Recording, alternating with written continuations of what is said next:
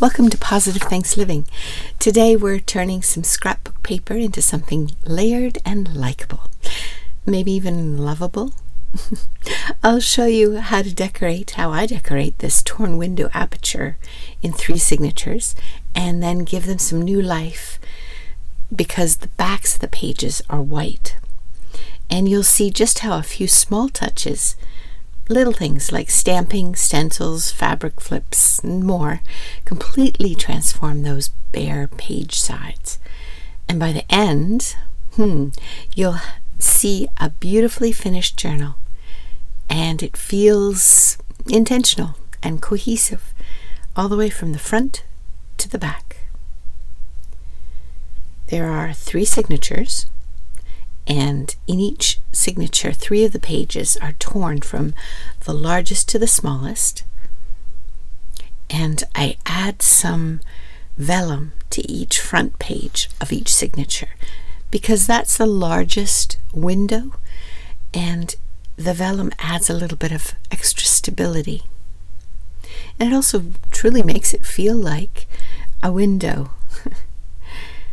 I'm keeping the decorations on the windows pages, the pages that have the design on. I'm keeping the decoration light because, the tearing and the pages that design are their own decoration. It's the white pages that need a little bit of help. So, as you can see through the 3rd aperture, you can see a sticker placed there. And on this first blank side, I just add a little bit of stamping. It's Bundled Sage Distress Ink, which seems to go with the green that's in the different pages. And I have different kinds of stamps, from the little flowers to textured background. Textured is the wrong word. It has a design. There we go. But the ink that I'm using is this Bundled Sage.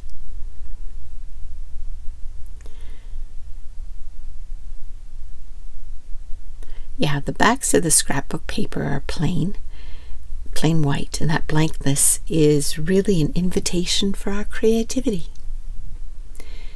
And the pages next to the apertures, they don't need a lot. And the last pages, the ones that are completely open without a window, well, they're perfect for journaling.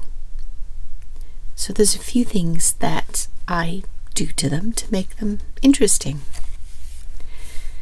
Adding a little bit of color to the white. Again, Bundled Sage, really simple stuff. But it changes the personality of the page and makes it cohesive, all 3 signatures. The signatures are sewn into a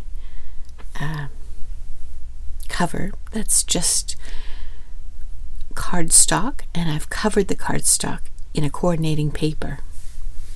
It's the start of the cover. I like adding different stickers that I have in my stash. My desire is to use it all up and not to buy anything that isn't consumable until I've used up a lot of what's in my stash. So the stickers are one of the items. I just went through the entire book and the container that I have my stickers in, and some of them were too, they were too historical or vintage. So I chose the stickers that were less subtle. You'll see a few more as we go along. So at first I just used the ink to make a design and to stamp, and now I'm using a stencil. I'm choosing stencils with very bold designs because it seems like it would work well with these papers. I have an entire pack of these pages. You saw it at the beginning, and they're in different color families. So what I've done now is choose a green color family, and that was last week's journal, and this week the color family is the pink and green. So they're growing on me. Let's just say that. When I first look through the scrapbook paper, they don't jump out at me as something that I'm going to love.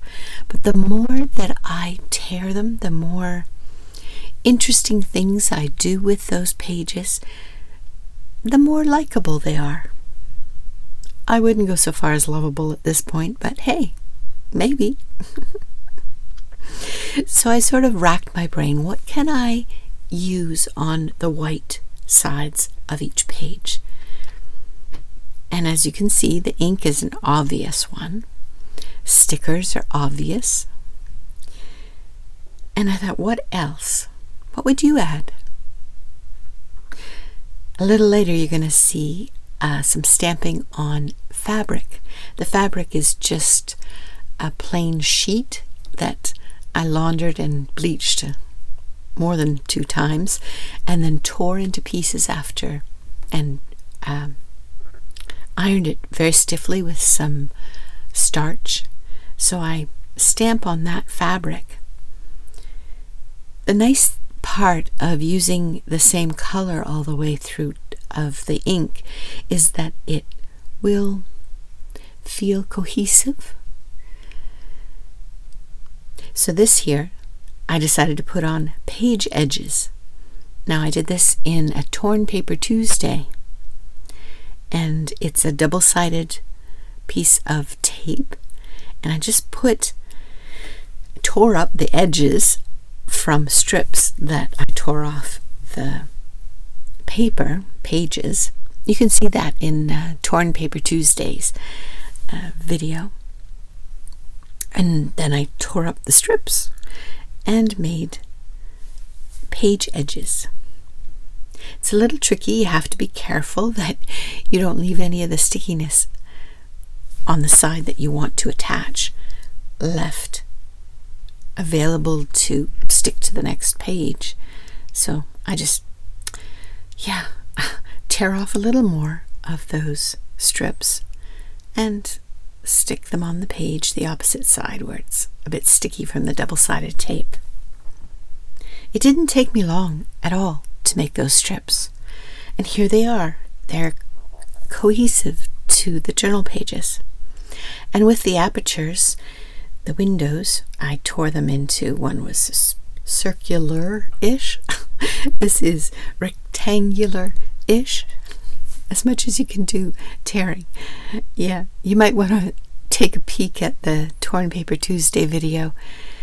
I just freehanded it, and to be candid with you, I didn't know what shapes I would be trying out. Originally, I just thought, I'll do them all round or close to round.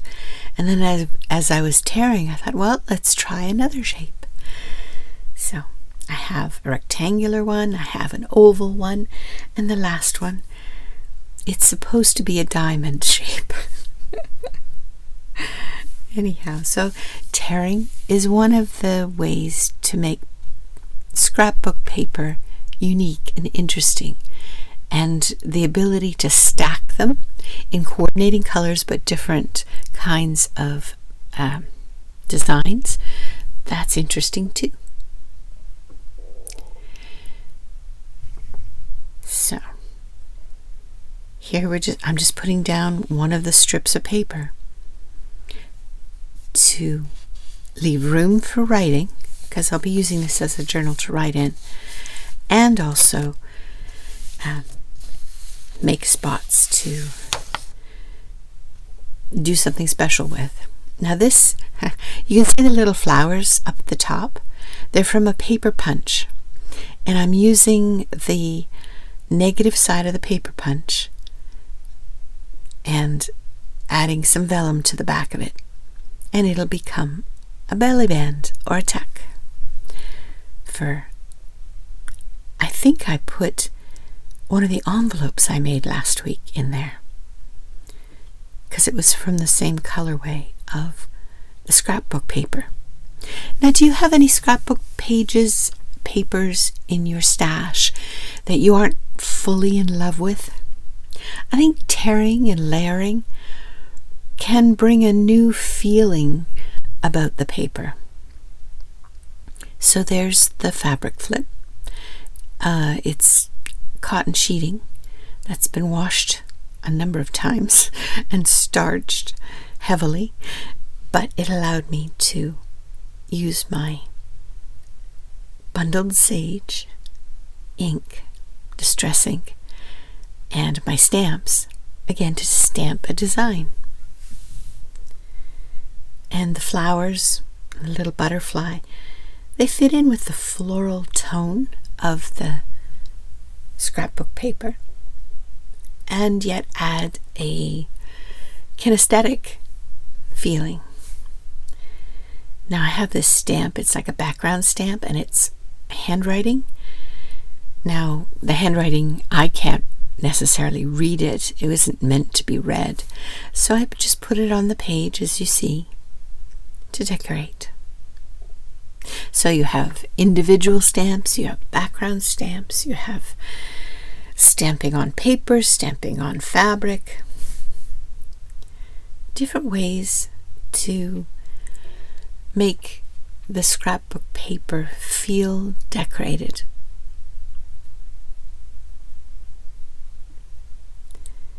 I want to add some little flowers onto that piece of fabric.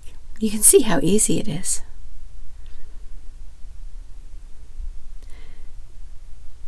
And the fabric also will rip. Not the way I try and do it at first.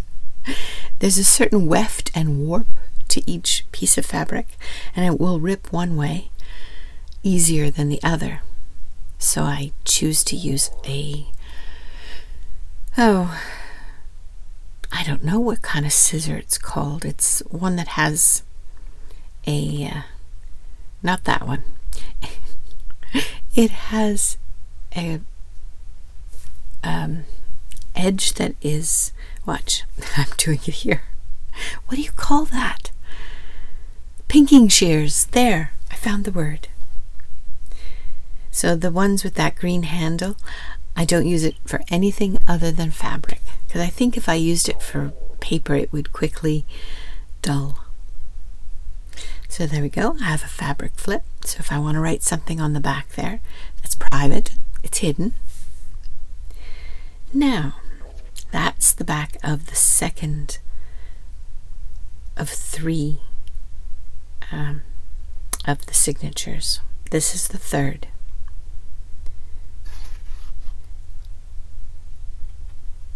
Is it the third? I don't know. It's circle. And it's the same as each of the first pages from each signature. There's another sticker from my stash. It's like a little from a map, a faux map. And I want to place that washi sticker or pet sticker into the middle of the smallest aperture, and each one is on the middle signature. So altogether 6 pages, 12 sides. Yeah, taking the backing off of a sticker is not always the easiest thing to do. Oh, I'm sorry, I should have edited that out. But it's too late now. So what are you working on these days? Are you making a journal? Or are you making some ephemera? Have you tried something new lately? As you probably know, I've been working with this paper pad for a few weeks, and I think this is the last time that I'll make a video about this paper pad. I'll keep using it up for all kinds of different things. You might have seen at the beginning of this video old encyclopedia paper. What I did was glued on the encyclopedia paper to the front of one of these scrapbook pages so you don't see the design. And that works really well because the encyclopedia pages are from the late 1800s, and they're so brittle. I almost feel like if I look at them, they're going to break. So they need something to hold them secure. So this kind of paper is perfect for that. I'm not a fan of orange, so I'm choosing all the orange pages to do that. Maybe that's the ultimate channel. Can you choose a color that is not your favorite at all and find a way to love it? I don't know. Let me know. Send a comment below if you've worked with a color that's not your favorite and how you made it in such a way that you liked it. I'd love some ideas. And sure, we all like different colors. I happen to be drawn to blue and green. I can go as far as purple and pink because my granddaughter, yeah, she's sort of, what do you call it when you are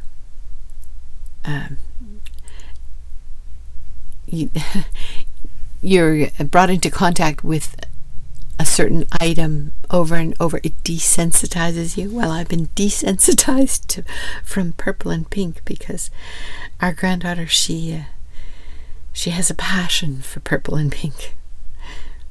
So I've been desensitized to pink. I can now use it. Maybe that's the case if for orange. If I used a lot of it for a while, maybe I would find a way to enjoy it. I don't know. Colors, huh? So there's a smaller flip from that fabric, and I tore it. It tears very satisfyingly. It rips. And using one of those page edges at the top of the flip adds a little bit of personality. And another sticker. This one is of a little car without a top on it. There's a word for that. And I use the page topper as like a road to drive along it. Convertible, that's the name of that kind of car. So just a little bit of decoration enhances, gives personality to the white pages. And there's still room then to write. So I used a stencil there, and I'll add a little bit of stamping.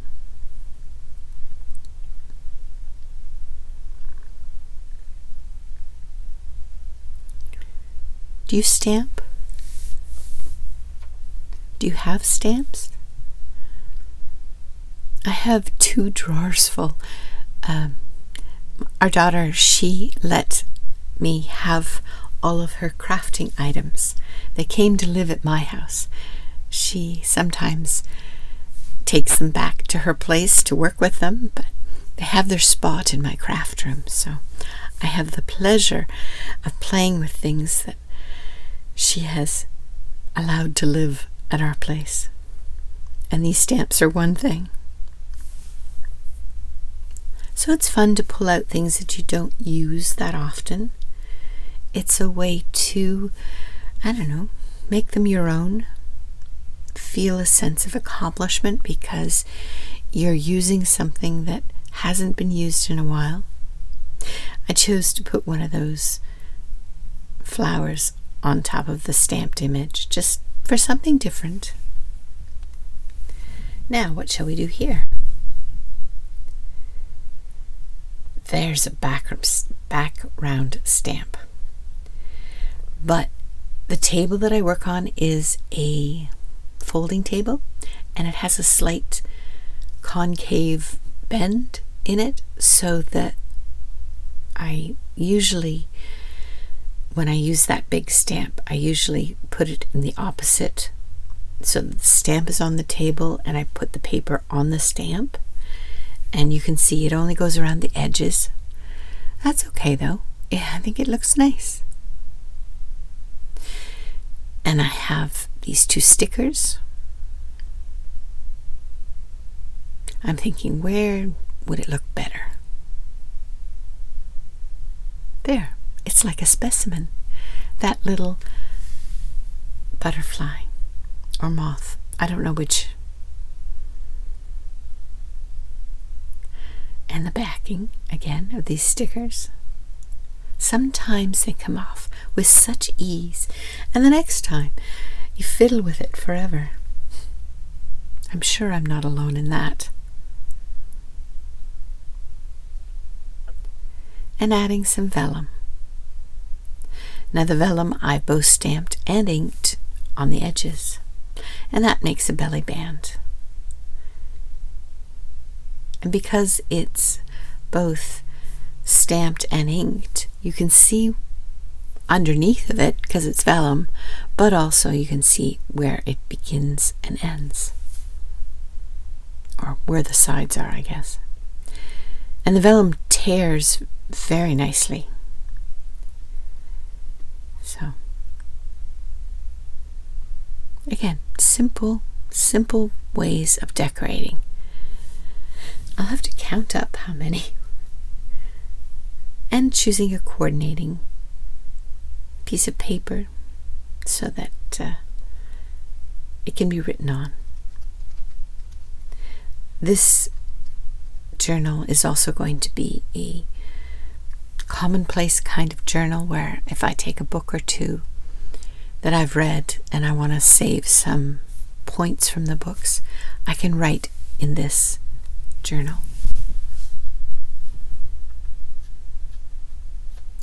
Now this, can you guess what it's going to be? Again, complimentary piece of paper, but I'm going to make it into a pocket.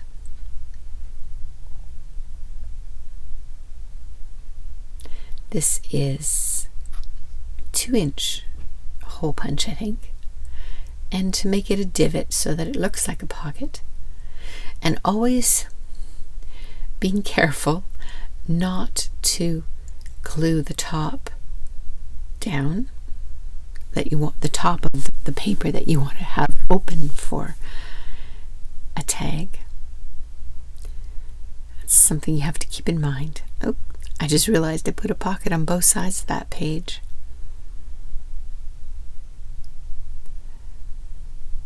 What do you think? Would you want to make a torn aperture, torn window in your next journal? Just one of the pages. You wouldn't have to do more. But I kind of like the layering from the largest to the smallest.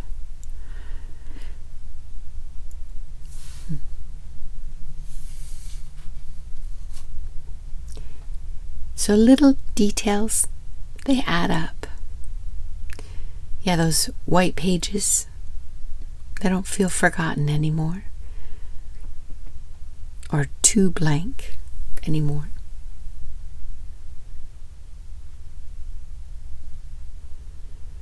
I'm thinking about where I want to put that piece. You have to be careful when you put something in the middle between the largest and the smallest, that it won't show through the window that's beneath it. You want it to be hidden so that when you open up the page, you're surprised. There's something there. Something you didn't expect.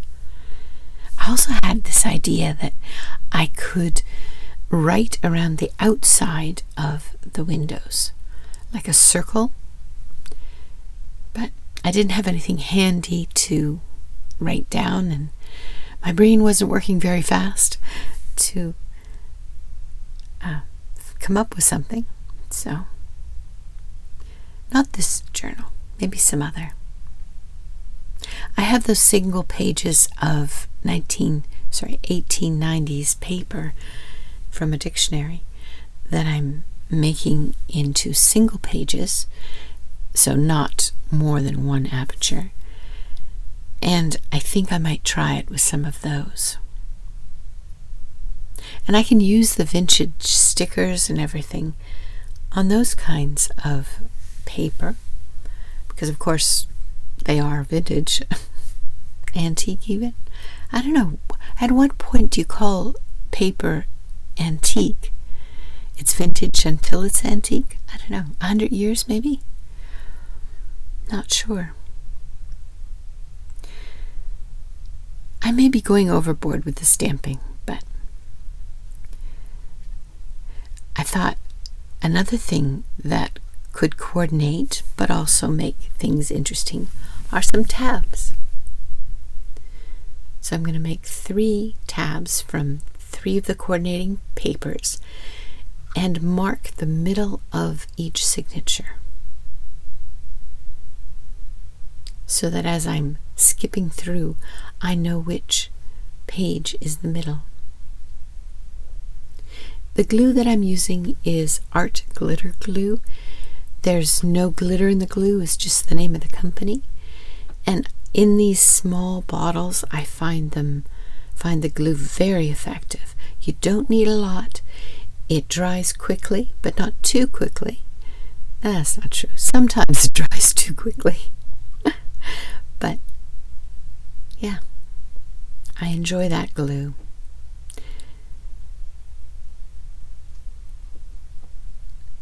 And I'm putting the tabs on, the whale tail tabs. Now in this journal, I didn't ink it as much as I have in others. Ink the edges as much as I have in others. What do you think? Should I have inked more? Would you have inked more? Do you like inking?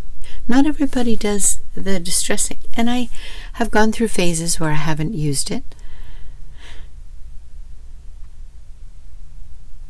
Maybe I become too impatient and just want to get it done. And the last signature. So as you can see, it cascades down because I'm putting it in the middle of the signature of each of the 3.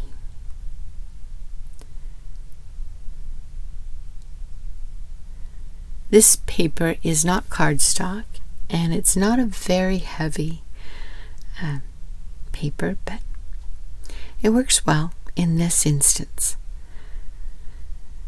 And the cardstock in between the paper is strong enough to hold the structure of a 3 signature journal. And there aren't that many pages in the journal. So I'm going to make an aperture window pocket on the cover. And I'll have to find something unique to go in the middle of the cover. I'll leave a picture on of what I eventually put in there on Instagram and in one of the posts here on YouTube. I've been trying to remember to use them more often, just to keep those that are interested up to date and where things are going, because invariably when I'm finished, or think I'm finished, at least I'm finished the video, I look back at the journal and I think, ooh, I could add this or I could add that. Just looking at this as I do the voiceover, I think to myself, this would be pretty with a page tie on the outside and maybe add some kind of dangle, I can't think of the name, on the spine. I'm trying to decide how I want the window that I tore to be situated on the, should more of it be on one side? You know, it's not completely in the middle because tearing paper is not a science. It's definitely an art. Especially tearing it without a ruler.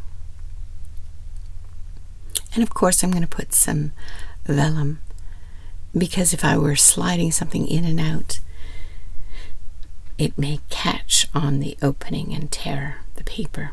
But adding vellum adds both structure and it protects the aperture.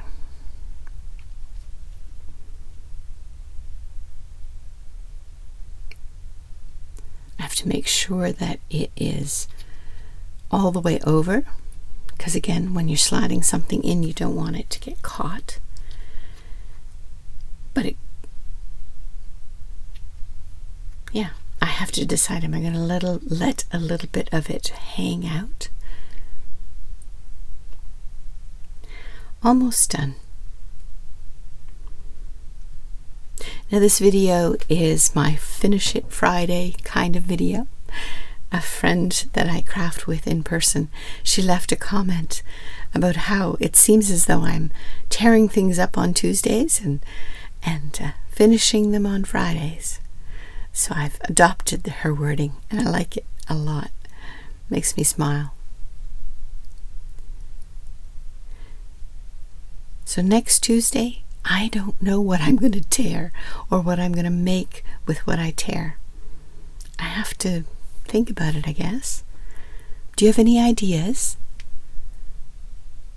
What could I tear, and into what form could I tear something for my next Torn Paper Tuesday? Have you seen anything intriguing? Have you done anything? Leave a comment, leave a link to a video if you make videos to give me an idea. There we go. And I think this is pretty much done. I'm just going to tuck one of these papers in so that it's interesting, but it's not the final thing I'm going to leave there. I want something else. It's missing words, I realize. Another pocket on the inside cover is something that I really like. So glassine bag often is my choice. I like the transparency of the glassine bag and the lack of heaviness. It's very lightweight, but still sturdy enough to tuck something in. And as you can see, I just did 3 sides, so there is another pocket behind the bag, so something longer could go in there. Isn't it funny how those apertures, those windows, the layered windows are interesting? Nope, I decide that's not ready to be done. And we'll put another piece of the coordinating paper in there. Just like so. I'll probably do something with it later, and I'll leave you a picture on Instagram and on a post here on YouTube so you can see what I decide to do. Or you can give me an idea.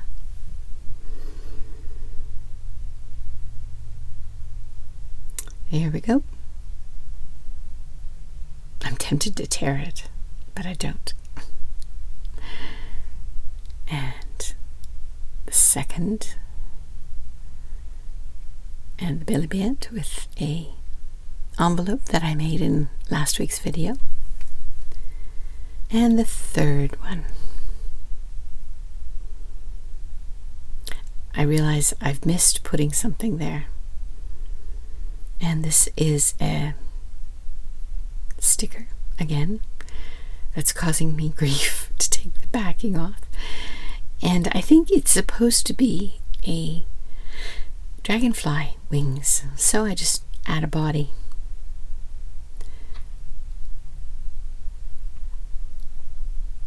And the last page. Nope. Let's put it on the outside, that strip. So I think I used up all of the strip, or most of it anyhow. I think I made 3 strips. They're very handy, and they take no time at all to make. Just watch out for the other side of the double-sided tape, that it doesn't stick to something else. Put a little bit of stenciling on there.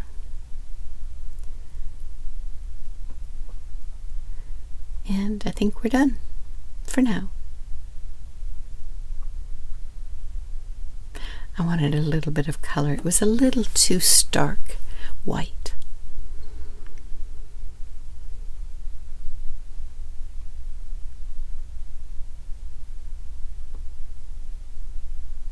You know, when you get started and it just seems like the more open space there is, you got to put something on. But I think sometimes just a plain page with a few embellishments is okay.